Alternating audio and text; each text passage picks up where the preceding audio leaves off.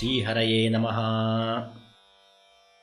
ಜಯತ್ಯಸಂಖ್ಯೋರುಬಲಾಂಬುಪೂರಃ ಗುಣೋಚ್ಚರತ್ನಾಕರ ಆತ್ಮವೈಭವಃ ಸದಾ ಸದಾತ್ಮಜ್ಞನದೀಭಿರಾಪ್ಯಃ ಕೃಷ್ಣಾವತಾರೋ ಹರಿರೇಕಸಾಗರಃ.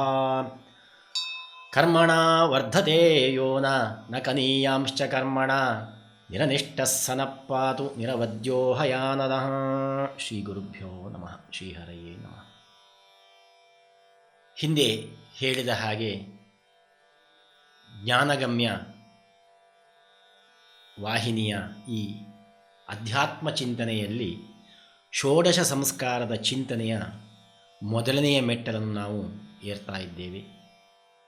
ನಾನು ಹಿಂದೆ ಹೇಳಿದೆ, ನಮಗೆ ಸಂಸ್ಕಾರ ಆಗಲೇಬೇಕು ಅಂತ. ಸಂಸ್ಕಾರವಿಲ್ಲದ ಜೀವನ ಅದು ವ್ಯರ್ಥವಾದ ಜೀವನ, ಪಶುಗಳಿಗೆ ಸಮಾನವಾದ ಜೀವನ. ಹಾಗಾಗಿ ಒಬ್ಬ ಸಂಸ್ಕಾರವಂತನೇ ಉತ್ತಮವಾದಂತಹ ಮನೆಯನ್ನು ನಿರ್ಮಾಣ ಮಾಡಬಲ್ಲ, ಉತ್ತಮವಾದ ವಾತಾವರಣ ನಿರ್ಮಾಣ ಮಾಡಬಲ್ಲ. ಹಾಗಾಗಿ ಸಂಸ್ಕಾರದ ಅವಶ್ಯಕತೆಯ ಚಿಂತನೆಯನ್ನು ಮಾಡಿದ್ದೇವೆ. ಈಗ ಪ್ರಸಿದ್ಧವಾಗಿರತಕ್ಕಂಥದ್ದು ಪೂರ್ವ ಷೋಡಶ ಸಂಸ್ಕಾರ ಅಂತ, 16 ಸಂಸ್ಕಾರಗಳು ಅಂತ. ಸಾಧಾರಣವಾಗಿ ಬೇರೆ ಬೇರೆ ಬೇರೆ ಶಾಖೆಗಳಲ್ಲಿ ಬೇರೆ ಬೇರೆ ಬೇರೆ ಸೂತ್ರಕಾರರು ತುಂಬ ಸಂಸ್ಕಾರ ಹೇಳ್ತಾ ಬರ್ತಾರೆ. ತುಂಬ ಬೇರೆ ಬೇರೆ ಉಂಟದು. ಅದರಲ್ಲೂ ಕೂಡ 16 ಅಲ್ಲ, ಕೆಲವರ ಪ್ರಕಾರವಾಗಿ 31, ಕೆಲವರ ಪ್ರಕಾರವಾಗಿ 40, ಇನ್ನು ಕೆಲವರ ಪ್ರಕಾರವಾಗಿ 24, ಕೆಲವರ ಪ್ರಕಾರ ಅಪರ ಸಂಸ್ಕಾರ ಸೇರಿಸಿ 16, ಹೀಗೆಲ್ಲ ಉಂಟು. ಆದರೆ ಸೂತ್ರಗಾರ ಅಶ್ವಲಾಯನಾಚಾರ್ಯ ಇವರೆಲ್ಲ ಎಲ್ಲವನ್ನು ವಿಚಾರ ಮಾಡಿ ಇದನ್ನೆಲ್ಲವನ್ನು ಸೇರಿಸಿ ಅವರದ್ದು ಇದು ಎಲ್ಲ ಒಟ್ಟು 16 ಆಗಬೇಕು. ಪೂರ್ವ ಷೋಡಶ 16, ಆಮೇಲೆ ಒಂದು ಅಪರ ಷೋಡಶ ಅಂತ. ಹೀಗೆ ಅದಕ್ಕೊಂದು ನಮಗೊಂದು ಕಲ್ಪನೆ ಕೊಟ್ಟಿದ್ದಾರೆ. ಸುಮ್ಮನೆ ನೀವು ಅದನ್ನು ಗಲಿಬಿಲಿ ಮಾಡ್ಕೊಳ್ಬೇಡಿ. ನೀವು ಒಟ್ಟು ಈ 16 ಸಂಸ್ಕಾರ ಪೂರ್ವ ಷೋಡಶ ಸಂಸ್ಕಾರ, ಇನ್ನೊಂದು ಅಪರ ಸಂಸ್ಕಾರ ಅಂತ ಈ ರೀತಿಯಾಗಿ ಕೊನೆಗೆ ನಮಗೆ ತೀರ್ಮಾನವನ್ನು ಮಾಡಿ ಕೊಟ್ಟಿದ್ದಾರೆ. ಈ 16 ಸಂಸ್ಕಾರಗಳಲ್ಲಿ ಪ್ರಥಮವಾದಂತಹ ಸಂಸ್ಕಾರವನ್ನಾಗಿ ಗರ್ಭಾಧಾನ ಸಂಸ್ಕಾರ ಅಂತ ಹೇಳ್ತಾರೆ. ಅಂದರೆ ನಮಗೆ ಸಾಧನೆ ಗರ್ಭದಿಂದಲೇ ಪ್ರಾರಂಭ ಆಗಬೇಕು ಅಂತ ಅರ್ಥ. ಈ ಭಾಗವತದಲ್ಲಿ ಬರ್ತದೆ, ಪ್ರಹ್ಲಾದ ಗುರುಕುಲದಲ್ಲಿರಬೇಕಾದರೆ ಮಕ್ಕಳೆಲ್ಲ ಆಟ ಆಡಲಿಕ್ಕೆ ಕರೀತಾರೆ.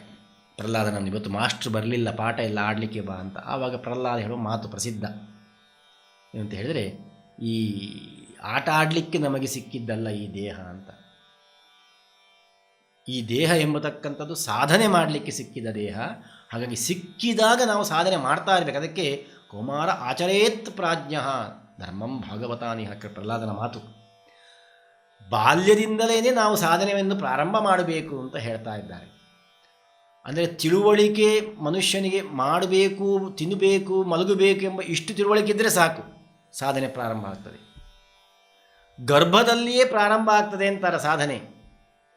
ಯಾಕೆ ಎಂದರೆ ಗರ್ಭದಲ್ಲಿ ಮಗುವಿಗೆ ತಿಳುವಳಿಕೆ ಇರ್ತದೆ. ನಾವೆಲ್ಲ ಈ ಅಭಿಮನ್ಯುವಿನ ಕಥೆಯನ್ನು ಕೇಳಿದ್ದೇವೆ. ಪ್ರಹ್ಲಾದನ ಸ್ವತಃ ಕಥೆಯನ್ನೇ ಅವನೇ ಹೇಳಿದ್ದಾನೆ. ಪ್ರಹ್ಲಾದನಿಗೆ ನಾರದರ ಉಪದೇಶ ಗರ್ಭದಲ್ಲಿ ಅಂತ. ಮತ್ತು ಎಲ್ಲರೂ ಡಾಕ್ಟ್ರು ಹೇಳ್ತಾರೆ, ಗರ್ಭವತಿಯಾದಾಗ ಅವಳು ಉತ್ತಮವಾದದ್ದನ್ನು ಚಿಂತನೆ ಮಾಡಬೇಕು, ಉತ್ತಮವಾದದ್ದನ್ನು ನೋಡಬೇಕು ಕಣ್ಣಿನಿಂದ, ಉತ್ತಮವಾದನ್ನು ಕೇಳಬೇಕು, ಉತ್ತಮವಾದ ಆಹಾರವನ್ನು ತಿನ್ನಬೇಕು. ಇದೆಲ್ಲ ಗರ್ಭದ ಶಿಶುವಿಗೆ ಪರಿಣಾಮ ಆಗ್ತದೆ ಅಂತ ಡಾಕ್ಟರ್ ಹೇಳ್ತಾರೆ. ಹಾಗಾಗಿ ಒಳ್ಳೆಯ ಪುಸ್ತಕವನ್ನು ಓದಿ, ಒಳ್ಳೆಯ ಚಿತ್ರವನ್ನು ನೋಡಿ, ಬೇಡದ ವಿಷಯವನ್ನು ಬೇಡದ ವಿಷಯ ಕೇಳಬೇಡಿ. ಯಾಕೆಂದರೆ ನಾವು ಯಾವ ವಿಷಯವನ್ನು ನಾವು ನಿರಂತರ ಚಿಂತನೆ ಮಾಡ್ತಿರ್ತೇವೋ ಅದನ್ನೇ ಆ ಮಗು ಕೂಡ ಚಿಂತನೆ ಮಾಡ್ತದಂತೆ. ತಾಯಿ ಯಾವುದನ್ನು ಚಿಂತನೆ ಮಾಡ್ತಾಳೋ, ಯಾವುದನ್ನು ಕೇಳ್ತಾಳೋ ಅದನ್ನೇ ಆ ಮಗು ಕೂಡ ಕೇಳುತ್ತೆ, ಆ ಮಗು ಕೂಡ ಚಿಂತನೆ ಮಾಡ್ತದೆ ಅಂತ ಶಾಸ್ತ್ರ ಹೇಳ್ತದೆ. ಆದ್ದರಿಂದ ಗರ್ಭವನ್ನು ಧರಿಸುವಾಗ ಬಹಳ ಎಚ್ಚರಿಕೆಯಿಂದ ಆ ಗರ್ಭವನ್ನು ಧರಿಸಿ. ಪುರುಷನಿಗೂ ಸ್ತ್ರೀಗೊಂದು ಎಚ್ಚರಿಕೆ ಬೇಕು. ಗರ್ಭವನ್ನು ಧರಿಸುವಾಗ ನಾನು ಒಂದು ಒಳ್ಳೆಯ ಗರ್ಭವನ್ನು, ಒಳ್ಳೆಯ ಸಂತಾನವನ್ನು ನಾನು ಈ ವಂಶಕ್ಕೆ ಕೊಡ್ತಾ ಇದ್ದೇನೆ ಎಂಬ ಎಚ್ಚರಿಕೆ ಬೇಕು. ಅಷ್ಟೇ ಅಲ್ಲ, ಗರ್ಭದ ಒಳಗಿರತಕ್ಕಂಥ ಮಗುವಿನ ಭವಿಷ್ಯದ ಬಗ್ಗೆ ಚಿಂತನೆ ಬೇಕು ಅವರಿಗೆ. ಕೇವಲ ಕಾಮದಿಂದ ಉತ್ಪತ್ತಿ ಆಗಬಾರದು ಮಗು, ಧಾರ್ಮಿಕ ಚಿಂತನೆಯಿಂದ ಉತ್ಪತ್ತಿ ಆಗಬೇಕು. ಯಾಕೆಂದರೆ ಆ ಹುಟ್ಟುವ ಮಗುವಿನ ಭವಿಷ್ಯದ ಬಗ್ಗೆ ಚಿಂತನೆ ಮಾಡಬೇಕು. ಆ ಚಿಂತನೆ ಋಷಿಮುನಿಗಳಿಗೆ ಇತ್ತು. ಅದಕ್ಕೆ ಗರ್ಭಾಧಾನವನ್ನು ಮಾಡುವಾಗಲೂ ಕೂಡ ಬಹಳ ಚಿಂತನೆ ಮಾಡಿ ಅಂತ ಹೇಳ್ತಾರೆ ಅವರು. ನಿಮ್ಮ ಕಾಮಕ್ಕೋಸ್ಕರವಾಗಿ ಗರ್ಭಾಧಾನವನ್ನು ಮಾಡಬೇಡಿ, ನೀವು ಒಂದು ಧಾರ್ಮಿಕವಾದಂತಹ ಪ್ರಜೆಯನ್ನು ಉತ್ಪತ್ತಿ ಮಾಡುವುದಕ್ಕೆ ನೀವು ಗರ್ಭಾಧಾನವನ್ನು ಮಾಡಿ ಅಂತ. ನೋಡಿ, ಪಶುಗಳ, ಪ್ರಾಣಿಗಳ, ಪಕ್ಷಿಗಳ ಸಂತಾನೋತ್ಪತ್ತಿಗೆ ಯಾವ ವಿಧಿಯೂ ಇಲ್ಲ, ಯಾವ ವಿಧಾನವೂ ಇಲ್ಲ. ಮನುಷ್ಯನ ಗರ್ಭೋತ್ಪತ್ತಿಗೆ ಮಾತ್ರ, ಸಂತಾನೋತ್ಪತ್ತಿಗೆ ಮಾತ್ರ ದೊಡ್ಡ ವಿಧಿಯನ್ನು ಹೇಳ್ತಾರೆ. ಯಾಕೆಂದರೆ ಪ್ರಜನನ ಗುಂಸಂಧಾನಂ ಪ್ರಜಾಸಂಧಿಹಿ. ಮನುಷ್ಯನ ಸಂತಾನೋತ್ಪತ್ತಿ ಎಂದರೆ ಪ್ರಜೆಗಳ ಉತ್ಪತ್ತಿ ಅಂತ ಅರ್ಥ. ಪ್ರಜೆ ಅಂತ ಕರೆದಿದ್ದಾರೆ. ಪಶುಗಳು, ಪ್ರಾಣಿಗಳು ಪ್ರಜೆಗಳಲ್ಲ, ಮನುಷ್ಯನು ಮಾತ್ರ ಪ್ರಜೆ ಅಂತ ಕರೆದಿದ್ದಾರೆ. ಯಾಕೆ ಮನುಷ್ಯನು ಮಾತ್ರ ಪ್ರಜೆ ಅಂತ ಕರೀತಾರೆ ಅಂತ ಹೇಳಿದರೆ, ಅದು ಪ್ರಕರ್ಷೇಣ ಜಾಯತೆ ಇತಿ ಪ್ರಜಾಹ ಅಂತ ಅರ್ಥ. ಅಂದರೆ ಪ್ರಶಸ್ತವಾದಂತಹ, ಉತ್ತಮವಾದಂತಹ ಗುಣಗಳ ಸಹಿತವಾಗಿ ಹುಟ್ಟುವವನಿಗೆ ಪ್ರಜಾ ಅಂತ ಕರೆದಿದ್ದಾರೆ. ಅದನ್ನೇ ಪ್ರಜಾತಂತು ಮಾ ವಿವಚ್ಛೇತ್ಸಿಹಿ ಅಂತ ಉಪನಿಷತ್ತು ಹೇಳ್ತು. ಸಂತಾನವನ್ನು ಪ್ರಜಾ ಅಂತ ಕರೀತು ಉಪನಿಷತ್ತು. ಯಾಕೆಂದರೆ ಹುಟ್ಟುವುದು ಮುಖ್ಯ ಅಲ್ಲ, ಎಲ್ಲರೂ ಹುಡ್ತಾರೆ. ಪ್ರಾಣಿಗಳು ಹುಡ್ತವೆ, ಪಶುಗಳು ಹುಪ್ಪಟೆಗಳು ಕೂಡ ಮೈಥುನದಿಂದ ಹುಡ್ತಾವೆ. ಹಾಗಾಗಿ ಹುಟ್ಟುವಿಕೆ ಮನುಷ್ಯನಿಗೆ ದೊಡ್ಡ ವಿಷಯ ಅಲ್ಲ. ಅವನು ಪ್ರಜಾ, ಹುಟ್ಟುವವನು ಒಳ್ಳೆಯ ಸಂಸ್ಕಾರವಂತನಾಗಿ ಹುಟ್ಟಬೇಕು.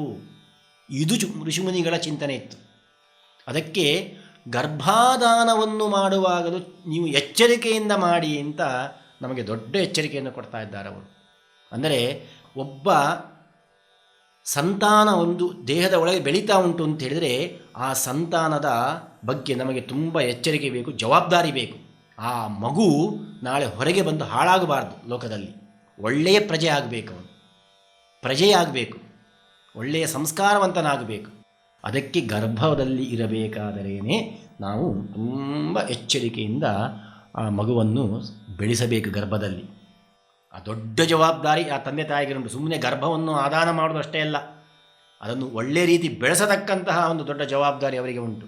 ಸಚ್ಚಿಂತನೆ, ಒಳ್ಳೆಯ ಚಿಂತನೆ, ಒಳ್ಳೆಯ ಆಹಾರ ಸೇವನೆ, ಒಳ್ಳೆಯ ವಿಚಾರದ ಬಗ್ಗೆ ಗೋಷ್ಠಿ, ಇದನ್ನೆಲ್ಲ ಮಾಡಿದಾಗ ಆ ಮಗು ಒಳ್ಳೆಯ ಸತ್ಪ್ರಜೆಯಾಗಿ ಹುಡ್ತಾನೆ ಅಂತ ಹೇಳ್ತದೆ. ಇದೇ ಚಿಂತನೆಯಿಂದ ಮೊದಲ ಸಂಸ್ಕಾರ, ಅದನ್ನು ಗರ್ಭಾಧಾನ ಸಂಸ್ಕಾರ ಅಂತ ಕರೆದಿದ್ದಾರೆ. ಅಂದರೆ ವಿವಾಹ ಆದ ಕೂಡಲೇ ಗಂಡು ಹೆಣ್ಣು ಒಟ್ಟಾಗಿ ಸೇರುವುದಲ್ಲ. ಯಾಕೆಂದರೆ ನಮ್ಮ ಶಾಸ್ತ್ರ ಹೇಳ್ತದೆ, ಗಂಡು ಮತ್ತು ಹೆಣ್ಣು ಏನು ವಿವಾಹ ಸಂಸ್ಕಾರ ಆಗಿ ಒಂದಾಗ್ತಾರೆ, ಕೇವಲ ಕಾಮದ ತೃಷೆಯಿಂದ, ದೈಹಿಕ ಆಕರ್ಷಣೆಗೆ ಒಳಗಾಗಿ ಅವರು ಒಂದಾಗುವುದು ನಮ್ಮ ಶಾಸ್ತ್ರ ಯಾವತ್ತೂ ಒಪ್ಪುವುದಿಲ್ಲ. ಆ ಒಂದಾಗುವಿಕೆ ಕ್ರಿಯೆಯಲ್ಲೂ ಕೂಡ ಧಾರ್ಮಿಕ ಪ್ರಜ್ಞೆ ಇದ್ದಾಗ ಮಾತ್ರ ನೀವು ಒಂದಾಗಿ ಅಂತ ಹೇಳ್ತಾರೆ. ಹಾಗಾಗಿ ಬಹಳ ಉತ್ತಮವಾದಂತಹ ಕಾಲವನ್ನು ನೋಡಬೇಕು. ಗರ್ಭಾಧಾನ ಮಾಡಬೇಕಾದರೆ ಉತ್ತಮವಾದ ಕಾಲವನ್ನು ನೋಡಬೇಕು, ಉತ್ತಮವಾದ ದಿನವನ್ನು ನೋಡಬೇಕು. ಇದನ್ನೆಲ್ಲ ವಿಚಾರ ಮಾಡಿ ಗರ್ಭಾಧಾನವನ್ನು ಮಾಡಬೇಕು ಅಂತ ಹೇಳ್ತಾರೆ. ಹಾಗಾಗಿ ಪ್ರಥಮ ಗರ್ಭಾಧಾನವೇ ಸಂತಾನೋತ್ಪತ್ತಿಗೆ ಕಾರಣವಾಗಬೇಕಂತೆ. ಅಥವಾ ಸಂತಾನೋತ್ಪತ್ತಿಗೆ ಕಾರಣವಾಗುವ ಗರ್ಭ ಏನಿದೆ, ನೀವೇನು ಮನಸ್ಸಿನ ಸಂಕಲ್ಪ ಮಾಡ್ತೀರಿ, ನಮಗೆ ಸಂತಾನ ಇನ್ನೂ ಆಗಲಿ, ಮಗು ಬೇಕು, ನೀವು ಯಾವಾಗ ತೀರ್ಮಾನ ಮಾಡ್ತೀರೋ ಆವಾಗ ಆಗುವಂತಹ ಗರ್ಭಾಧಾನ ಏನಿದೆ, ಆವಾಗ ನಮ್ಮ ಶಾಸ್ತ್ರವು ಹೇಳಿದ ಚೌಕಟ್ಟಿನಲ್ಲಿ ನೀವು ಗರ್ಭಾಧಾನವನ್ನು ಮಾಡಿದಾಗ ನೋಡಿ ನಿಮಗೆ ಅದರ ಅನುಭವ ಆಗ್ತದೆ. ಆ ತರಹದಲ್ಲಿ ಗರ್ಭಾಧಾನ ಕ್ರಿಯೆ ಆಯಿತು ಅಂತಾದರೆ ಆವಾಗ ಒಳ್ಳೆಯ ಮಗು ಹುಡುತ್ತಾನೆ. ಹಾಗಾಗಿ ಗರ್ಭಾಧಾನದಲ್ಲಿಯೇ ಸತ್ ಪ್ರಜೆಯನ್ನು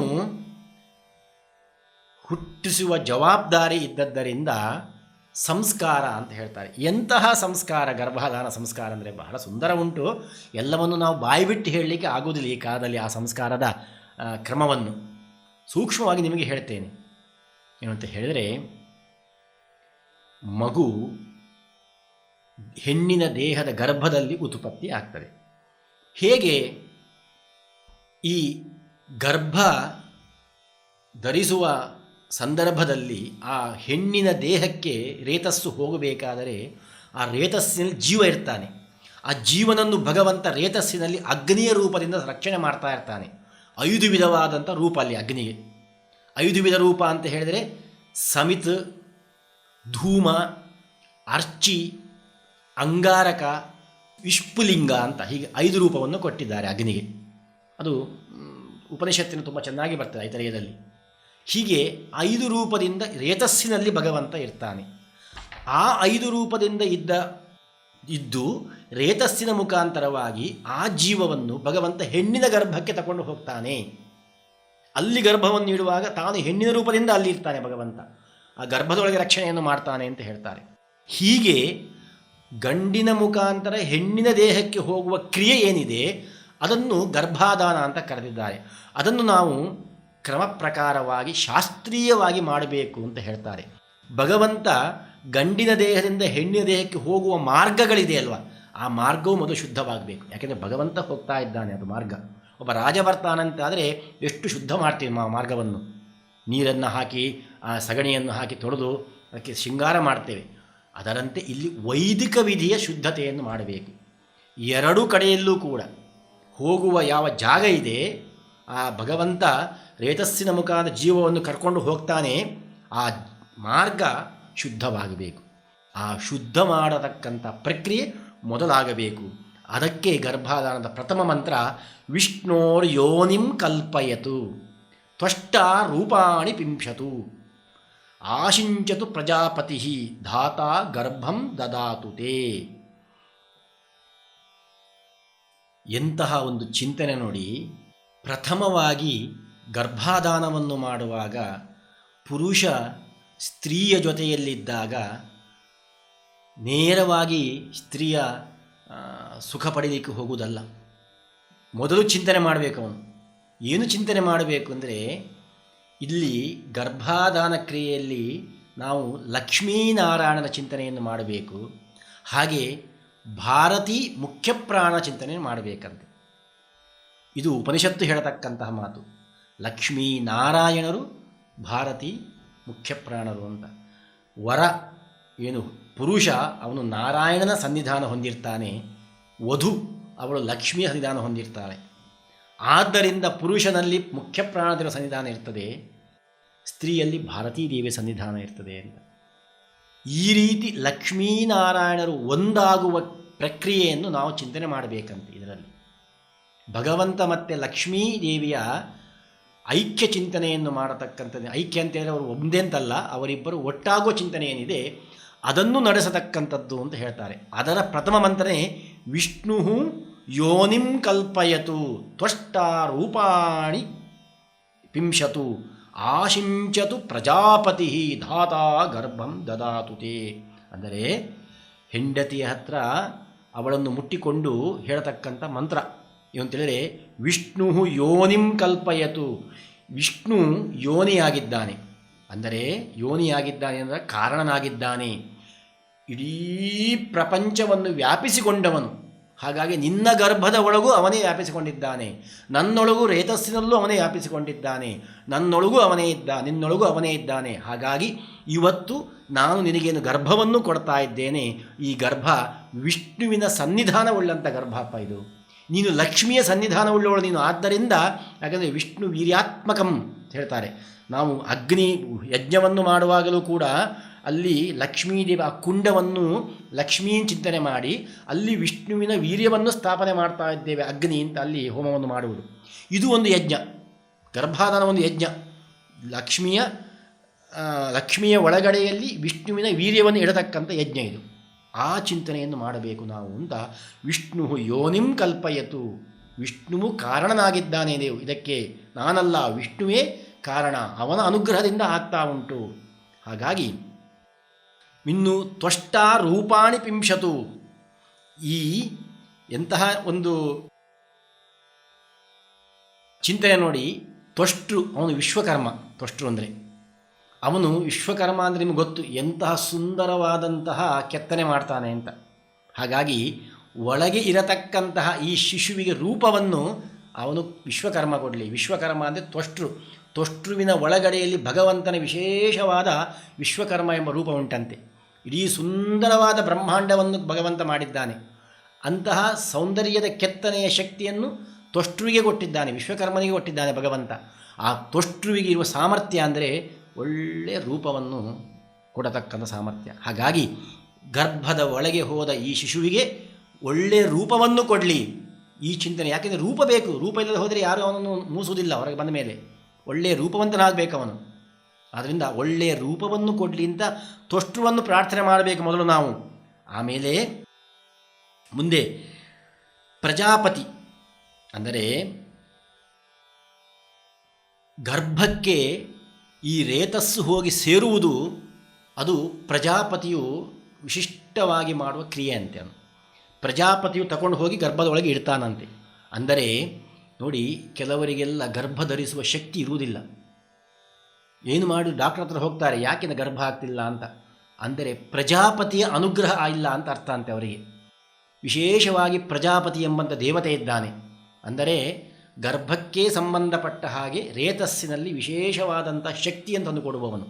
ಶೋಣಿತದಲ್ಲಿ, ಹೆಣ್ಣಿನ ದೇಹದಲ್ಲಿ ಇರತಕ್ಕಂತಹ ಅದೊಂದು ಗರ್ಭಕ್ಕೆ ಬೇಕಾದ ಶೋಣಿತ ಏನಿದೆ ಅದರಲ್ಲಿ ಶಕ್ತಿಯನ್ನು ಕೊಡುವ ಪ್ರಜಾಪತಿ ಎಂಬ ದೇವತೆ. ಹಾಗಾಗಿ ಆ ಪ್ರಜಾಪತಿಯನ್ನು ಪ್ರಾರ್ಥನೆ ಮಾಡ್ತಾನೆ. ಆಶಿಂಚತು, ಮಗು ಆಗುವ ರೀತಿಯಾಗಿ ಗರ್ಭದ ಒಳಗೆ ಹೋಗುವಾಗ ಅನುಗ್ರಹ ಮಾಡಪ್ಪ ನೀನು ದೇವತೆ. ಧಾತ ಗರ್ಭಂ ದದಾತುತೆ. ಇನ್ನು ಧಾತೃ ಅಂತ ದೇವತೆ, ಬ್ರಹ್ಮದೇವರ ಒಂದು ವಿಶೇಷ ಅಂಶವುಳ್ಳ ಧಾತೃ. ಅವನು ಗರ್ಭವನ್ನು ಧರಿಸ್ತಾನಂತೆ ಅವನಲ್ಲಿ. ಅಂದರೆ ಹೆಣ್ಣು ಗರ್ಭ ಧರಿಸುವಂತ ಹೇಳುವುದಷ್ಟೇ, ಅವಳಿಗೆ ಆ ಸಾಮರ್ಥ್ಯ ಬರಬೇಕಾದ್ರೆ ಧಾತೃ ಅಂತ ಅವನ ಹೆಸರು. ಧಾತೃ ಅಂದರೆ ಧರಿಸುವವನಿಗೆ ಧಾತೃ ಅಂತ ಅರ್ಥ. ದೇಹದ ಒಳಗಡೆಯಲ್ಲಿ ಗರ್ಭವನ್ನು ಧರಿಸುವಂತಹ ಶಕ್ತಿ ಅದು, ಧಾತೃ ಅಂತ ಅವನ ಹೆಸರು. ಬ್ರಹ್ಮದೇವರ ಮಗ ಅಂಥವನು ಆ ದೇಹದ ಒಳಗಡೆಯಲ್ಲಿ ಗರ್ಭವನ್ನು ಧರಿಸುವವನು. ಹಾಗಾಗಿ ಗರ್ಭಪಾತ ಇತ್ಯಾದಿಗಳು ಆಗದೆ 9 ತಿಂಗಳು ಒಳ್ಳೆಯ ಗರ್ಭವನ್ನು ಧರಿಸಪ್ಪ ನೀನು ಅಂತ ಹೇಳಿ ಅಷ್ಟು ದೇವತೆಗಳು. ಅಂದರೆ ನಮ್ಮ ಕೈಯಲ್ಲಿ ಏನಿಲ್ಲ. ಆ ಒಂದು ಶಿಶುವಿಗೆ ಒಳ್ಳೆಯ ದೇಹವನ್ನು ಕೊಡುವುದು, ಒಳ್ಳೆಯ ರೂಪವನ್ನು ಕೊಡುವುದು, ಒಳ್ಳೆಯ ಆರೋಗ್ಯವನ್ನು ಕೊಡುವುದು, ಜೀನ್ಸ್ ಏನಿದೆ ಅದು ಚೆನ್ನಾಗಿ ಮಾಡತಕ್ಕಂಥ ಶಕ್ತಿ ಆ ದೇವತೆಗಳಿಗೆ. ಹಾಗಾಗಿ ಅದನ್ನು ಮಾಡಪ್ಪ ಅಂತ ಆ ದೇವತೆಗಳನ್ನು ಪ್ರಾರ್ಥನೆ ಮೊದಲು ಮಾಡಬೇಕಂತೆ. ಮತ್ತೆ ನೋಡಿ ಮುಂದಿನ ಮಂತ್ರ ಎಷ್ಟು ಚೆನ್ನಾಗಿ ಹೇಳ್ತಾರೆ ಗರ್ಭಾಧಾನದಲ್ಲಿ. ಗರ್ಭಂ ದೇಹಿ ಸಿನೀವಾಲಿ, ಗರ್ಭಂ ದೇಹಿ ಸರಸ್ವತಿ, ಗರ್ಭಂ ತೇ ಅಶ್ವಿನೌ ದೇವೌ ಆಧತ್ತಾಂ ಪುಷ್ಕರ ಸ್ರಜಾ. ಈ ಮಂತ್ರ ಇದು ಎಷ್ಟು ಸುಂದರವಾಗಿರತಕ್ಕಂತಹ ಮಂತ್ರ ಅಂದರೆ, ಸಿನೀವಾಲಿ ಮತ್ತು ಸರಸ್ವತೀ ದೇವಿಯನ್ನು ಪ್ರಾರ್ಥನೆ ಮಾಡತಕ್ಕಂಥ ಮಂತ್ರ. ಅಂದರೆ ಸಿನಿವಾಲಿ ಅವಳು ಹುಣ್ಣಿಮೆಗೆ ಅಭಿಮಾನಿಯಾದ ದೇವತೆ. ಅವಳು ಹುಣ್ಣಿಮೆ ಅಂದರೆ ಪೂರ್ಣಚಂದ್ರ, ಕಲಾಪೂರ್ಣವಾಗಿರತಕ್ಕಂಥದ್ದು, ಒಳ್ಳೆಯ ಆರೋಗ್ಯ ಕೊಡತಕ್ಕ ದೇವತೆ ಚಂದ್ರ. ಅವನು ಹುಣ್ಣಿಮೆ ದಿವಸ ಔಷಧಗಳಿಗೆ ಒಳ್ಳೆಯ ಸತ್ವವನ್ನು ಕೊಡ್ತಾನಂತೆ. ಅಂತಹ ಸತ್ವವನ್ನು ಕೊಡತಕ್ಕಂತಹ ಬಲಕ್ಕೆ ಅಭಿಮಾನಿಯಾದವಳು ಸಿನಿವಾಲಿ. ಅವಳನ್ನು ಗರ್ಭಂ ದೇಹಿ ಸಿನಿವಾಲಿ, ಹೇ ಸಿನಿವಾಲಿ, ವಧುವಿನ ಒಳಗಡೆಯಲ್ಲಿ ನೀನು ಹುಣ್ಣಿಮೆಗೆ ಅಧಿಷ್ಠಾತ್ರವಾದ ಸಿನಿವಾಲಿ ದೇವಿ, ಈ ವಧುವಿನ ಒಳಗಡೆಯಲ್ಲಿ ನೀನು ಇದ್ದುಕೊಂಡು ವಧುವಿಗೆ ಒಳ್ಳೆಯ ತೇಜಸ್ಸನ್ನು ಕೊಡು. ಆ ತೇಜಸ್ಸಿನಿಂದ ಗರ್ಭ ತೇಜಸ್ಸಾಗುವಾಗ ಮಾಡು ನೀನು. ಗರ್ಭಂ ದೇಹಿ ಸರಸ್ವತಿ, ಸರಸ್ವತಿ ವಾಗ್ದೇವತೆ. ಈ ಮಗು ಎಂತಹ ಯಾರಿಂದ ಗರ್ಭ ಬರಲಿ, ಸರಸ್ವತಿಯ ಅನುಗ್ರಹದಿಂದ ಗರ್ಭ ಆಗಲಿ. ಇದಕ್ಕೆ ವಧುವಿನ ಒಳಗಡೆಯಲ್ಲಿ ಸರಸ್ವತಿಯ ಸನ್ನಿಧಾನ ಇರಲಿ ಇವತ್ತು. ಯಾಕೆಂದರೆ ಇವತ್ತು ಗರ್ಭ ನಿಲ್ಲುವ ಸಮಯ. ಈ ಗರ್ಭಕ್ಕೆ ವಾಗ್ದೇವಿಯಾದ ಸರಸ್ವತಿಯ ಅನುಗ್ರಹ ಆಗಲಿ, ಒಳ್ಳೆಯ ವಾಗ್ಪಟುವಾಗಲಿ ಈ ಮಗು. ಆಮೇಲೆ ಗರ್ಭಂತೆ ಅಶ್ವಿನೌ ದೇವವು, ಅಂದರೆ ಅಶ್ವಿನಿ ದೇವತೆಗಳೇನಿದ್ದಾರೆ ಅವರು ಎಂತಹ ಅಶ್ವಿನಿ ದೇವತೆಗಳು? ಪುಷ್ಕರ ಸ್ರಜವು, ಒಳ್ಳೆಯ ಮಣಿಯನ್ನು, ಪುಷ್ಕರ ಮಣಿಗಳ ಮಾಲೆಯನ್ನು ಧರಿಸಿದ ಅಶ್ವಿನಿ ದೇವತೆಗಳಂತೆ. ಅವರು ಕೂಡ ಒಳ್ಳೆಯ ರೂಪವನ್ನು ಕೊಡತಕ್ಕಂಥವ್ರು. ಅಂದರೆ ರೂಪ ಅಂದರೆ ವಿಶ್ವಕರ್ಮ ಕೆತ್ತನೆ ಮಾಡ್ತಾನೆ, ಅದಕ್ಕೆ ಒಳ್ಳೆಯ ಕಳೆ ಬರುವ ಹಾಗೆ ಮಾಡೋದು ಅಶ್ವಿನಿ ದೇವತೆಗಳಂತೆ. ಹಾಗಾಗಿ ಅವರು ಆರೋಗ್ಯವನ್ನು ಕೊಡುವ ದೇವತೆಗಳವರು. ಆರೋಗ್ಯವಂತರಾಗಿ ನಮಗೆ ಒಳ್ಳೆಯ ರೂಪವನ್ನು ಬರುವ ಹಾಗೆ, ಅಂದರೆ ಬಿಳುಚು ರೂಪ ಅಲ್ಲ, ಪಳ ಹೊಳೆಯುವಂಥ ರೂಪವನ್ನು ಅಶ್ವಿನಿ ದೇವತೆಗಳು ಕೊಡ್ತಾರಂತೆ. ಹಾಗೆ ಅವರು ಕೊಡುವಂಥ ಆಗಲಿ ಅಂತ ಆ ಮಂತ್ರದಿಂದ ಪ್ರಾರ್ಥನೆಯನ್ನು ಮಾಡ್ತಾರೆ. ಆಮೇಲೆ ವಿಷ್ಣುವನ್ನು ಪ್ರಾರ್ಥನೆ ಮಾಡತಕ್ಕಂಥದ್ದು ವಿಷ್ಣು ಶ್ರೇಷ್ಠೇನ ರೂಪೇಣ ಅಸ್ಯಾಂ ನಾರ್ಯಾಂ ಗವೀನ್ಯಾಂ ಪುಮಾಗುಂ ಗರ್ಭಮಾದೇಹಿ ದಶಮೇ ಮಾಸಿ ಸೂತವೇ. ಇಷ್ಟೆಲ್ಲ ದೇವತೆಗಳಾಯಿತು. ಇಷ್ಟೆಲ್ಲ ದೇವತೆಗಳು ಗರ್ಭದೊಳಗಿದ್ದುಕೊಂಡು ರಕ್ಷಣೆ ಮಾಡಬೇಕಾದ್ರೆ ವಿಷ್ಣುವಿನ ಪ್ರಥಮ ಅನುಗ್ರಹ ಬೇಕು. ಯಾಕೆಂದರೆ ಇಡೀ ಗರ್ಭವನ್ನು ರಕ್ಷಣೆ ಮಾಡುವವನು ವಿಷ್ಣುವೇ.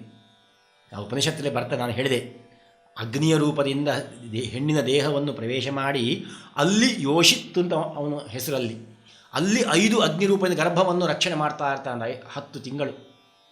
ಅದನ್ನೇ ಹೇಳ್ತಾರೆ. ಯಾಕೆಂದರೆ ಭಗವಂತ ಮನಸ್ಸು ಮಾಡಿದರೆ ಮಾತ್ರ ಗರ್ಭರಕ್ಷಣೆ ಆಗ್ತದೆ, ಇಲ್ಲದ್ರೆ ಗರ್ಭರಕ್ಷಣೆ ಆಗುವುದಿಲ್ಲ. ಅದಕ್ಕೆ ಉದಾಹರಣೆಯೇ ಅಭಿಮನ್ಯುವಿನಿಂದ ಆದಂಥ ಉತ್ತರೆಯ ಗರ್ಭದಲ್ಲಿ ಪರೀಕ್ಷಿತನ ರಕ್ಷಣೆ ಮಾಡಿದ್ದು ಭಗವಂತ. ಮನಸ್ಸು ಮಾಡಿದರೆ ಏನು ಮಾಡ್ತಾನೆ ಭಗವಂತ? ಗರ್ಭರಕ್ಷಣೆ. ಆದ್ದರಿಂದ ಗರ್ಭರಕ್ಷಣೆ ಮಾಡತಕ್ಕಂಥ ಶಕ್ತಿ ಇರುವುದು ಭಗವಂತನಿಗೆ ಮಾತ್ರ.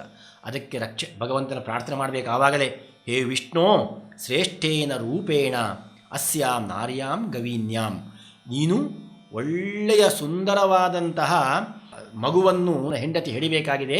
ಸುಂದರವಾದ ಆರೋಗ್ಯವಂತವಾದಂತಹ ಗುಣವಂತರಾಗಿರತಕ್ಕಂಥ ಮಗುವನ್ನು ಹಿಡಿಯಲಿಕ್ಕೆ ಸರಿಯಾದಂತಹ ಮಾರ್ಗವನ್ನು ತೋರಿಸಿ ಅದನ್ನು ರಕ್ಷಣೆ ಮಾಡುವಂಥ ಜವಾಬ್ದಾರಿ ನಿನ್ನದು. ಅವನಿಗೆ ನಾವು ಕೊಡಬೇಕಂತ ಜವಾಬ್ದಾರಿಯನ್ನು.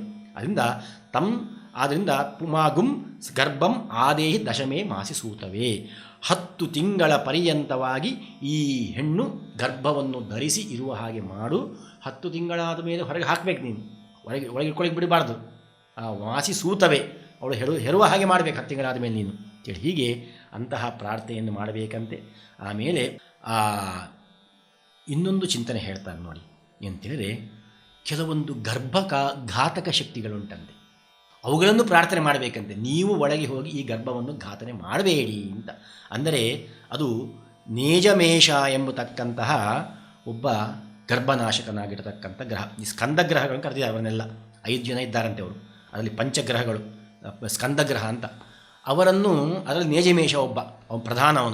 ಅದಕ್ಕೆ ಅವನಿಗೆ ಹೇಳುವುದು ಏನಂತೇಳಿದರೆ, ನೇಜಮೇಷ ಪರಾಪತ ಸಪುತ್ರ ಪುನರಾಪತ ಅಸ್ಸೈ ಮೇ ಪುತ್ರ ಕಾಮಾಯ ಗರ್ಭಮಾದೇಹ್ಯ ಪುಮಾನ್. ಏ ನೇಜಮೇಷ, ನೀನು ಗರ್ಭಘಾತಕ, ಆದ್ದರಿಂದ ದಯವಿಟ್ಟು ಇಲ್ಲಿಂದ ದೂರ ಹೋಗು. ನೀನು ಈ ಗರ್ಭದೊಳಗೆ ಬರಬೇಡ, ನೀನು ದೂರ ಹೋಗು. ಒಂದು ಪಕ್ಷ ನೀನು ಬರ್ತಿ ಅಂತಾದರೆ, ಬರುವುದೇ ಅಂತಾದರೆ ಹೇಗೆ ಬರಬೇಕು? ಗರ್ಭವನ್ನು ನಾಶ ಮಾಡುವ ಹಾಗೆ ಬರುವುದಲ್ಲ, ನಿನ್ನ ಮಗನ ಜೊತೆಯಲ್ಲಿಯೇ ಬಂದು ನೀನು ಹೇಗೆ ಮಗನನ್ನು ಪಡಿಬೇಕು ಅಂತ ಬಯಸಿದ್ಯೋ ಅದರಂತೆ ನನಗೂ ಮಗು ಆಗುವ ಹಾಗೆ ಮಾಡಿ ಬಂದು ಅನುಗ್ರಹ ಮಾಡು. ಹಾಗಾಗಿ ಒಂದೋ ದೂರ ಹೋಗು, ಬರುವುದಾದರೆ ಮಗು ಅನುಗ್ರಹ ಮಾಡುವ ಹಾಗೆ ಮಾಡು. ಹೀಗೆ ಆ ನೇಜಮೇಷನ ಸ್ಕಂದ ಗ್ರಹಗಳ ಪ್ರಾರ್ಥನೆಯನ್ನು ಮಾಡತಕ್ಕಂಥದ್ದಿದೆ.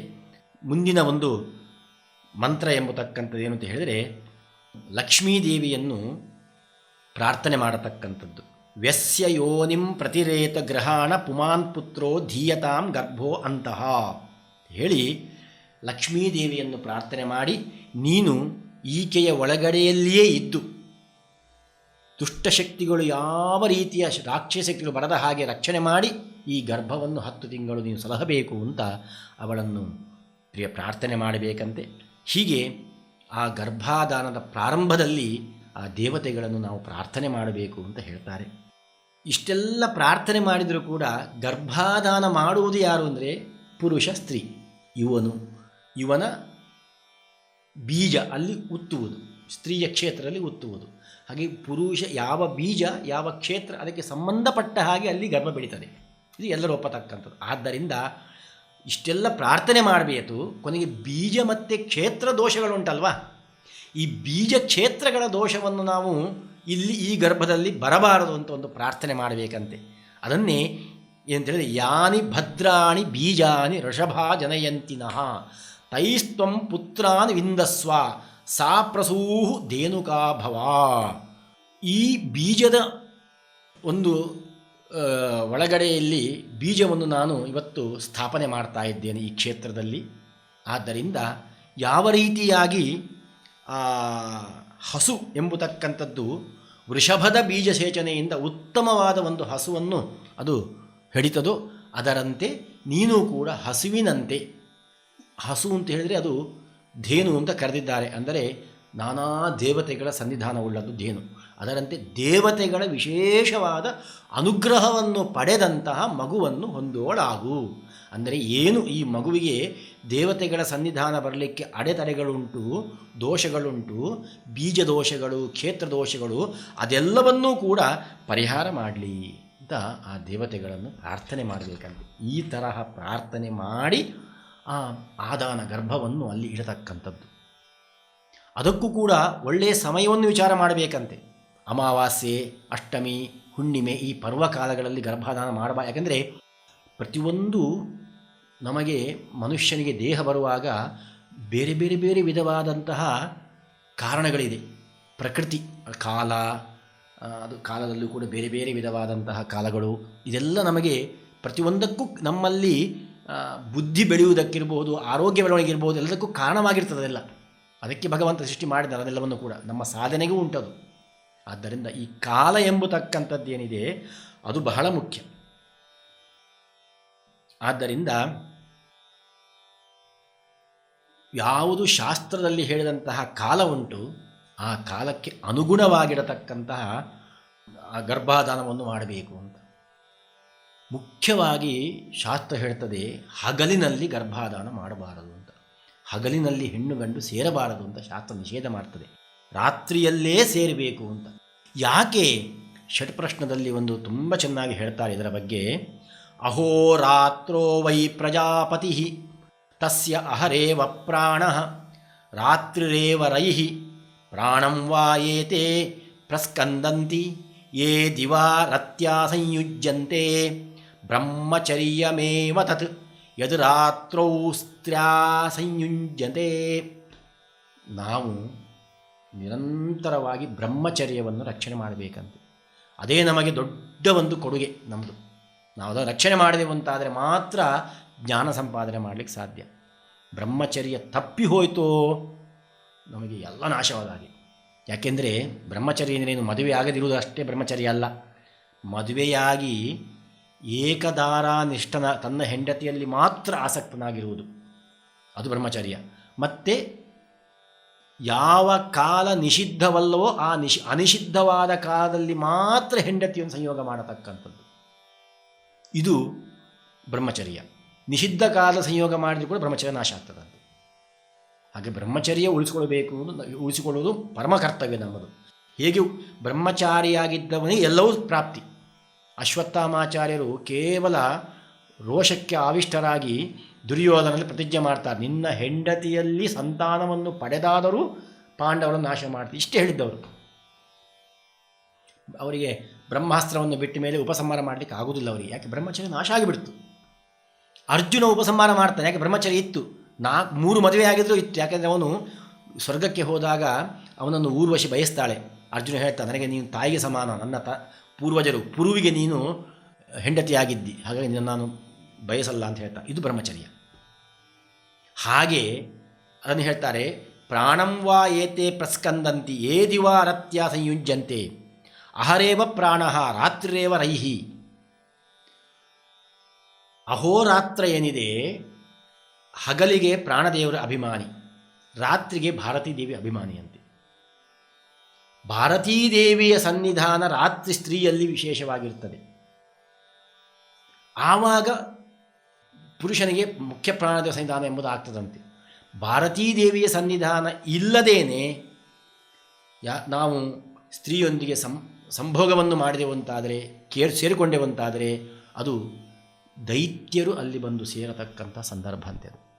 ಹಾಗಾಗಿ ಭಾರತೀ ದೇವಿಯ ಸನ್ನಿಧಾನ ಬರುವುದು ಸ್ತ್ರೀಗೆ ರಾತ್ರಿಯಲ್ಲಿ. ಆವಾಗಲೇ ಪ್ರಾಣದೇವರು ಪುರುಷನಲ್ಲಿ ಜಾಗೃತರಾಗಿ ಅದಕ್ಕೆ ಅನುಗ್ರಹ ಮಾಡ್ತಾರಂತೆ. ಆದ್ದರಿಂದ ರಾತ್ರಿಯ ಹೊತ್ತಿನಲ್ಲಿ ಮಾತ್ರ ದಿವಾರತ್ಯ ಸಂಯುಜ್ಯಂತೆ ಪ್ರಾಣಂವಾಯತೆ ಪ್ರಸ್ಕಂದಂತಿ. ಹಗಲಿನಲ್ಲಿ ಸಂಯೋಗ ಆಯಿತು ಅಂದರೆ ಪ್ರಾಣದೇವರು ಹೋಗಿಬಿಡ್ತಾರಂತೆ, ಮೇಲೆ ಹೋಗಿಬಿಡ್ತಾರಂತಂದರೆ ಪ್ರಾಣದೇವರು ಅವನನ್ನು ಬಿಟ್ಟು ಹೋಗಿಬಿಡ್ತಾರಂತೆ. ಅವರ ಅನುಗ್ರಹ ಆಗಲ್ಲ ಅಂತ. ಭಾರತೀ ದೇವಿ ಇಲ್ಲ ಅಲ್ಲಿ, ಸ್ತ್ರೀಯಲ್ಲಿ ಸನ್ನಿಧಾನ ಇಲ್ಲ. ಆದ್ದರಿಂದ ಆ ಪ್ರಾಣದೇವರು ಒಪ್ಪುವುದೇ ಇಲ್ಲಂತೆ. ರಾತ್ರಿ ಆಗಬೇಕಾದ್ರೆ ಮಾತ್ರ ಭಾರತೀ ಸನ್ನಿಧಾನ ಬಂದದ್ದರಿಂದ ಪ್ರಾಣದೇವರ ಅನುಗ್ರಹ ಎಂಬತಕ್ಕಂಥದ್ದಾಗ್ತದೆ. ಬ್ರಹ್ಮಚರ್ಯಮೇವ ಏತತ್ ಯದ್ ರಾತ್ರೌ ಸ್ತ್ರೀಯ ಸಂಯುಜ್ಯತೆ. ಯಾವುದು ಬ್ರಹ್ಮಚರ್ಯ? ರಾತ್ರಿಯಲ್ಲಿ ಸ್ತ್ರೀಯೊಂದಿಗೆ ಸಂಯೋಗ ಮಾಡುವುದೇ ನಿಜವಾದ ಬ್ರಹ್ಮಚರ್ಯ. ಆದ್ದರಿಂದ ಕಾಲ ಅಷ್ಟು ಬಹಳ ಮುಖ್ಯ ಅಂತ ಹೇಳ್ತಾರೆ. ಶ್ರಾದ್ದದ ಹಿಂದಿನ ಮುಂದಿನ ದಿವಸವಾಗಲಿ, ಪಿತೃದೇವತೆಗಳ ದಿವಸವಾಗಲಿ, ಅಥವಾ ನಿಷಿದ್ಧ ನಕ್ಷತ್ರವಾಗಲಿ, ಈ ನಿಷಿದ್ಧ ದಿನಗಳಾಗಲಿ, ಈ ಸಂದರ್ಭದಲ್ಲಿ ಗರ್ಭಾಧಾನವನ್ನು ಮಾಡಬಾರದು. ಅಷ್ಟೇ ಅಲ್ಲ, ನಾರ್ತವೇ ದಿವಾ ಮೈಥುನಂ ರಜೇತ್ ಕ್ಲೀಬಾ ಅಲ್ಪವೀರ್ಯಾಶ್ಚ ದಿವಾ ಪ್ರಸೂಯಂತೆ ಅಲ್ಪಾಯುಷಶ್ಚ. ಇದು ಶಂಕಲಿಖಿತರ ವಾಕ್ಯ. ಅಂದರೆ ನಾ ಆರ್ತವೇ ದಿವಾ ಮೈಥುನಂ ರಜೇತ್. ಋತುಸ್ನಾತಳಾದವಳಿಗೆ, ಅಂದರೆ ಮಗುವನ್ನು ಪಡೆಯಬೇಕು ಅಂತ ತೀರ್ಮಾನ ಮಾಡಿದ್ದೀರಿ, ಹಗಲಿನಲ್ಲಿ ನೀವು ಅವಳಲ್ಲಿ ಗರ್ಭವನ್ನು ಆದಾನ ಮಾಡಿಬಿಟ್ಟಿರಂತಾದರೆ ಆವಾಗ ಕ್ಲೀಬ, ಅವನ ನಪುಂಸಕನಾಗುವ ಸಂದರ್ಭ ಉಂಟು. ಅಲ್ಪ ವೀರ್ಯಾಶ್ಚ, ಸಾಮರ್ಥ್ಯ ಇಲ್ಲ, ಕಮ್ಮಿ ಸಾಮರ್ಥ್ಯ. ದಿವಾ ಪ್ರಸೂಯಂತೆ ಅಲ್ಪಾಯುಷಶ್ಚ, ಅಲ್ಪ ಆಯುಷನಾಗಿ ಅವನು ಹುಡ್ತಾನಂತೆ. ಆದ್ದರಿಂದ ಬಹಳ ವಿಶೇಷವಾಗಿರತಕ್ಕಂತಹ ವಿಚಾರವನ್ನು ಮಾಡಿ ಗರ್ಭಾಧಾನವನ್ನು ಮಾಡಬೇಕು. ಮತ್ತು ಈ ಗರ್ಭಾಧಾನದಲ್ಲಿ ದಿನಗಳ ಲೆಕ್ಕ ಉಂಟಂತೆ. ಅವಳು ರಜಸ್ವಲೆಯಾಗಿ ಸ್ನಾನ ಮಾಡಿದ ರಜಸ್ವಲೆಯಾದ ದಿವಸದಿಂದ, ಅದು ಕರೆಕ್ಟಾಗಿ ದಿವಸ ಅಂದರೆ ಅದು ಯಾವ ದಿವಸ ಆದಂತೂ ಉಪಯೋಗ ಅಲ್ಲ, ಆದ ದಿವಸದ ಗಳಿಗೆ ನೋಡಬೇಕು. ಆ ಗಳಿಗೆಯಿಂದ 60 ಗಳಿಗೆ ಲೆಕ್ಕ ಮಾಡ್ತಾ ದಿನ ಮಾಡಬೇಕು, ಅದನ್ನು ದಿನ ಮಾಡಬೇಕು. ಮಾಡಿ ಅವುಗಳಿಗೆ ಅನುಗುಣವಾದಂತಹ ಸಮ ದಿವಸದಲ್ಲಿ ಹೆಣ್ಣಿನಲ್ಲಿ ಗರ್ಭಾಧಾನ ಮಾಡಿದರೆ ಗಂಡು ಮಗು, ಬೆಸ ದಿವಸದಲ್ಲಿ ಗರ್ಭಾಧಾನ ಮಾಡಿದರೆ ಹೆಣ್ಣು ಮಗು ಹುಡುತ್ತದೆ ಅಂತ ಶಾಸ್ತ್ರಕಾರ ನಿರ್ಣಯ ಮಾಡಿದ್ದಾರೆ. ಆದ್ದರಿಂದ ಈ ಗರ್ಭಾಧಾನವನ್ನು ಮಾಡುವಾಗ ಬಹಳ ಎಚ್ಚರಿಕೆ ಬೇಕು. ತುಂಬ ವಿಚಾರ ಮಾಡ್ತಾರೆ. ಯಾವ ಹೊತ್ತು ಎಷ್ಟು ಯಾವ ಹೊತ್ತಿನಲ್ಲಿ ಯಾವ ದಿವಸ ಯಾವ ತಿಥಿಯೆಂದು ಮಾಡಿದರೆ ಯಾವ ರೀತಿಯ ಮಗು ಹುಡ್ತಾನೆ ಅದರ ಬಗ್ಗೆ ವಿಚಾರ ಮಾಡ್ತಾರೆ. ಒಂದೊಂದು ದಿವಸಕ್ಕೆ ಒಂದೊಂದು ವಿಧವಾಗಿರತಕ್ಕಂಥ ಫಲವನ್ನು ಹೇಳ್ತಾರೆ. ಮುಖ್ಯವಾಗಿ ಪ್ರಥಮ ಗರ್ಭ ಒಂದು ಮಗುವನ್ನು ಪಡೆಯುವ ಸಮಯ ಏನಿದೆ ಅಷ್ಟರವರೆಗೆ ಋತುಸ್ನಾತಳಾದಂತಹ ಸ್ತ್ರೀಯನ್ನು ತ್ಯಾಗ ಮಾಡಬಾರ್ದಂತೆ. ಋತುಸ್ನಾನ ಅಂದರೆ ನಮಗೀಗೆಲ್ಲ ಕೆಲವರು ಮಾಡ್ತಾರೆ, ಇಷ್ಟು ಬೇಗ ಮಗು ಬೇಡ ಹಾಗೆ ಹೀಗೆ ಅಂತ. ಆದರೆ ಋತುಸ್ನಾತಳಾದಂತಹ ಸ್ತ್ರೀಯಲ್ಲಿ ಪ್ರಥಮವಾಗಿ ಗರ್ಭವನ್ನು ಪಡಿಲೇಬೇಕಂತೆ. ಆಮೇಲೆ ಬೇಕಾದರೆ ಸ್ತ್ರೀಯನ್ನು ನೀವು ನಿಮ್ಮ ತುಂಬ ಬಲಾತ್ಕಾರ ಮಾಡುವುದು ಇದೆಲ್ಲ ಯಾವತ್ತೂ ಮಾಡಬಾರ್ದು ಬಲಾತ್ಕಾರ. ಆ ಋತುಸ್ನಾತರಾಗಿ ಸ್ತ್ರೀ ಬಯಸಿದಾಗ ಅವಳಿಗೆ ಗರ್ಭಾಧಾನ ಮಾಡಲ್ಲ ಅಂತ ಹೇಳಬಾರದು. ಆಮೇಲೆ ನಿಮ್ಮ ಇಚ್ಛೆ ಪ್ರಕಾರವಾಗಿ ಸ್ತ್ರೀಯ ಒಟ್ಟಿಗೆ ನಿಮಗೆ ಬೇಕಾದ ದಿವಸ ಮಾತ್ರ ಋತುಸ್ನಾತಗಳನ್ನು ಬಿಡಲೇಬಾರದು ಎಂಬಂಥ ನಿಯಮ ಎಂಬುದು ಆಮೇಲೆ ಇಲ್ಲ, ಮಗು ಆದಮೇಲೆ. ಆದ್ದರಿಂದ ಒಂದು ವಿಷಯವನ್ನು ನೀವು ಬಹಳ ಎಚ್ಚರಿಕೆಯಿಂದ ನೋಡಬೇಕು. ಇನ್ನು ಯಾವತ್ತೂ ಕೂಡ ಒಂದು ಎಚ್ಚರಿಕೆ ಕೊಡ್ತಾ ಉಂಟು ನಮಗೆ ಶಾಸ್ತ್ರ. ಋತುಸ್ನಾತ ರಜಸ್ವಲೆಯಾಗಿ ಸ್ನಾನ ಮಾಡಿ ಬರ್ತಾಳವಳು, ಬಂದ ಕೂಡಲೇ ಮೊದಲಿಗೆ ಗಂಡನ ಮುಖ ದರ್ಶನ ಮಾಡಬೇಕಂತವಳು, ಬೇರೆ ಯಾರ ಮುಖ ದರ್ಶನ ಮಾಡಬಾರದು. ಗಂಡನ ಮುಖವನ್ನು ದರ್ಶನ ಮಾಡಿದಾಗ ಮಾತ್ರ ಅವಳಿಗೆ ಹುಟ್ಟುವ ಮಗು ಒಳ್ಳೆಯ ಸುಂದರವಾಗಿ ಆ ವಂಶಕ್ಕೆ ಅನುಗುಣವಾದ ಮಗು ಹುಟ್ಟುತ್ತದಂತೆ.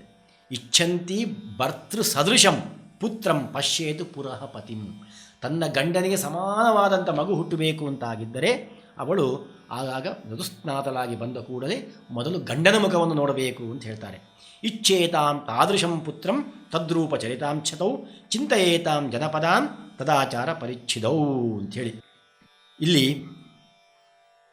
ಒಂದು ಪ್ರಶ್ನೆ ಬರ್ತದೆ ಹೀಗೆ ಹೇಳಿದ ಕೂಡಲೇ, ಏನಂತೇಳಿದರೆ ಗಂಡ ದುಷ್ಟನಾಗಿದ್ದ, ಆಮೇಲೆ ಕುಂಟನಾಗಿದ್ದ, ಕುರುಡನಾಗಿದ್ದ, ಏನೋ ಊನ ಇತ್ತು, ಅವನನ್ನು ನೋಡಿದ ಅಂಥದ್ದೇ ಮಗು ಹುಟ್ಟಲಿಂದ ಹಾಗೆ ಚಿಂತನೆ ಮಾಡಲಿಕ್ಕೆ ಆಗ್ತದೋ?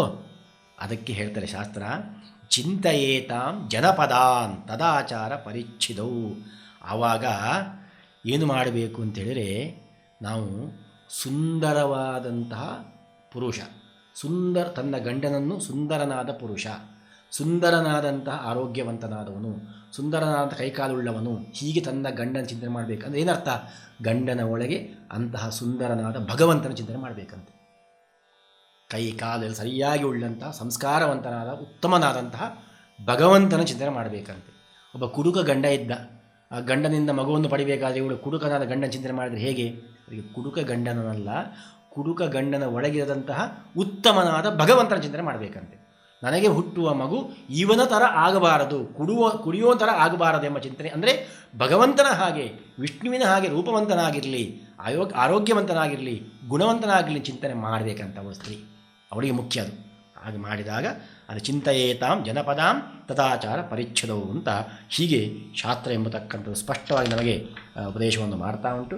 ಈ ತರಹ ಗರ್ಭಾಧಾನವನ್ನು ಮಾಡುವಾಗ ಬಹಳ ಸಂಸ್ಕಾರವನ್ನು ಮಾಡಿ, ಆ ಕಲಶಗ್ರಹಣಾದಿಗಳನ್ನು ಮಾಡಿ, ಆಮೇಲೆ ಮಂತ್ರಾದಿಗಳ ಅರ್ಥವನ್ನು ತಿಳ್ಕೊಂಡು ಭಗವಂತ, ಲಕ್ಷ್ಮೀದೇವಿ, ಪ್ರಾಣದೇವರು, ಭಾರತೀದೇವಿಯ ಚಿಂತನೆಯನ್ನು ನಡೆಸಿ ಮತ್ತೆ ಸ್ತ್ರೀಯವೊಂದಿಗೆ ಸೇರಿ ಗರ್ಭಾಧಾನವನ್ನು ಮಾಡಿದಾಗ ನಿಜವಾಗಲೂ ನೀವು ಇಷ್ಟನ್ನು ಮಾಡಿ ನೋಡಿ, ಎಂತಹ ಉತ್ತಮವಾದ ಗರ್ಭವನ್ನು ನೀವು ಪಡೆಯುತ್ತೀರಿ, ಸಂತಾನವನ್ನು ಪಡೆಯುತ್ತೀರಿ.